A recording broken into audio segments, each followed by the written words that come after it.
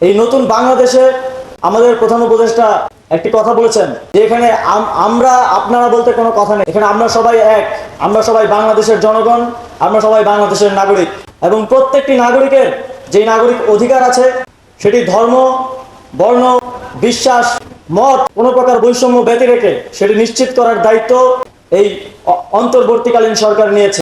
স্বাধীনতার ঠিক পরবর্তী মুহূর্তেই যখন কোনো সরকার ছিল না, 8ই আগস্ট পর্যন্ত কিছু দুষ্কৃতিকারীরা আমাদের এই স্বাধীনতার, আমাদের এই অর্জনকে ম্লান করার জন্য বিভিন্ন জায়গায় মন্দিরে হামলা করেছে, কিন্তু আপনারা দেখেছেন এদেশের জনগণ তাৎক্ষণিকভাবে সেটি রুখে দিয়েছে এবং স্বতঃস্ফূর্তভাবে এই ধরনের সাম্প্রদায়িক হামলা রুখে দেওয়ার জন্য পাহারা দিয়েছে। আমরা এই সাম্প্রদায়িক সম্প্রীতি এবং আমাদের মধ্যকার এই ঐক্য এই সরকারের দায়িত্বে থাকাকালীন অবস্থায় এবং এই বাংলাদেশের ভবিষ্যতে শেষ দিন পর্যন্ত রক্ষায় বদ্ধপরিকর।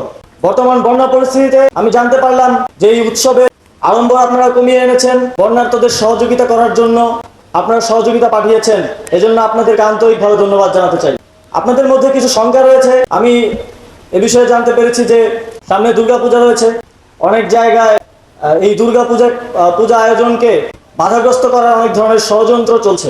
আমরা স্পষ্টভাবে বলতে চাই, যারাই এদেশের সাম্প্রদায়িক সম্প্রীতিকে বিনষ্ট করার জন্য ষড়যন্ত্র করবে, পরাজিত ফ্যাসিবাদী শক্তি অথবা অন্য যে কেউ যদি এই ধরনের কোনো ষড়যন্ত্রে লিপ্ত হয়, এই সরকার তাদেরকে ছাড় দেবে না। আজ সকালেও গাজীপুরের কালিয়াকৈরে একটি ঘটনা আমাদের চক্ষুগোচর হয়েছে, সেখানে খুব দ্রুত সময়ের মধ্যে আইন শৃঙ্খলা রক্ষাকারী বাহিনীকে সেখানে পাঠানো হয়েছে এবং যারা এই ঘটনা ঘটিয়েছে তাদেরকে দ্রুত আইনের আওতায় আনার জন্য নির্দেশনা দেওয়া হয়েছে। আমরা এই ধরনের প্রত্যেকটি ঘটনা এবং এর পেছনে যারা ইন্ধনদাতা রয়েছে তাদের বিরুদ্ধে ব্যবস্থা নিতে বদ্ধপরিকর এবং দৃষ্টান্তমূলক শাস্তি নিশ্চিত করবে এই সরকার, এই প্রতিজ্ঞা দিয়ে যাচ্ছে। আমরা বৈষম্যের বিরুদ্ধে আমাদের এই আন্দোলন শুরু করেছিলাম। চাকরিতে যেই কোটা বৈষম্য ছিল তার বিরুদ্ধে আমাদের লড়াই শুরু হয়েছিল, কিন্তু সেই লড়াই শেষে গিয়ে এই ফ্যাসিবাদী